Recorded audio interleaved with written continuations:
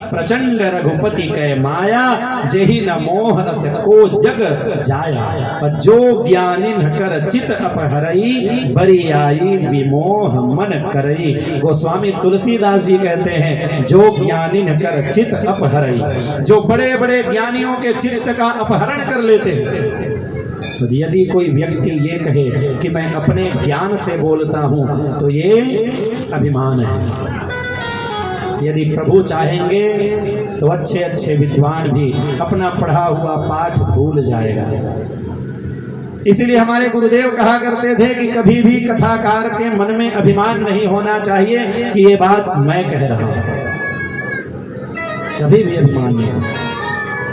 ये तो प्रभु की महिमा है कि हम कुछ कह पाते हैं। इसलिए कथाकार को अभिमान रहित होना चाहिए।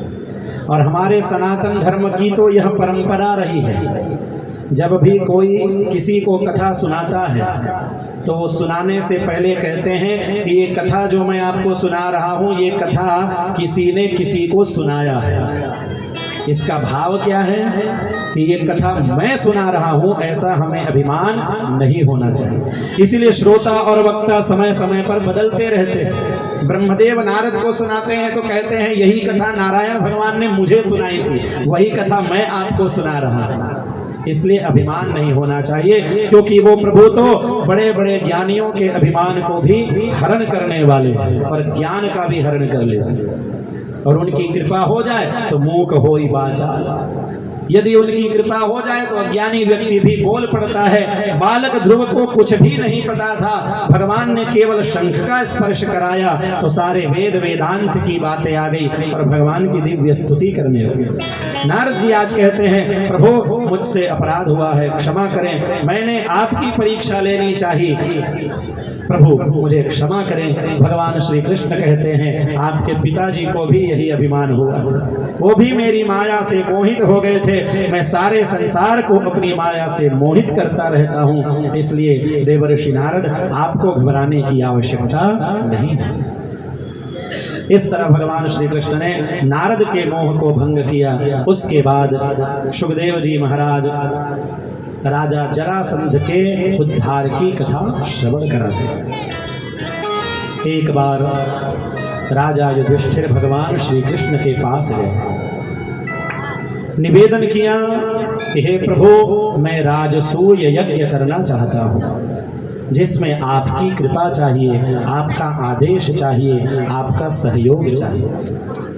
भगवान श्री कृष्ण ने कहा हे राजन, यह तो बड़ा सुंदर निश्चय आपने किया है, यज्ञ अवश्य करना चाहिए। यज्ञाद भवति पर्जन्यः, पर्जन्याद अन्न संभवः। यज्ञ करने से वर्षा होती है, वर्षा होने से अन्न होते हैं, और जब अन्न होता है तो किसान खुश होते हैं, और जब किसान खुश होता है तो सारा देश खुश होता है। इसलिए हमारे यहाँ हम लोग जयकारा लगाते हैं, जय जवान जय किसान। जवान और किसान का हमारे भारत देश में बड़ा महत्व है। वो जवान जो वीर सैनिक भारत माता की रक्षा करते हुए सीमा के पास है, यदि 10 मिनट के लिए भी उनको हटा दिया जाए तो हम सुरक्षित नहीं रह पाएंगे।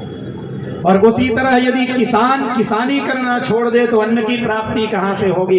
इसलिए जय जवान और जय किसान कहा गया।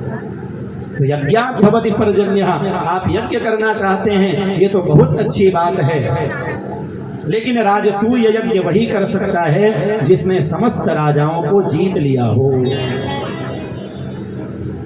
ऐसा कहते हुए भगवान ने सहदेव को दक्षिण दिशा की ओर भेजा, नकुल को पश्चिम दिशा की ओर, अर्जुन को उत्तर और भीम भैया को पूर्व दिशाओं की ओर भेजा। चारों दिशाओं में जितने राजा महाराजा थे उन राजा महाराजाओं को उन चारों भाइयों ने जीत लिया।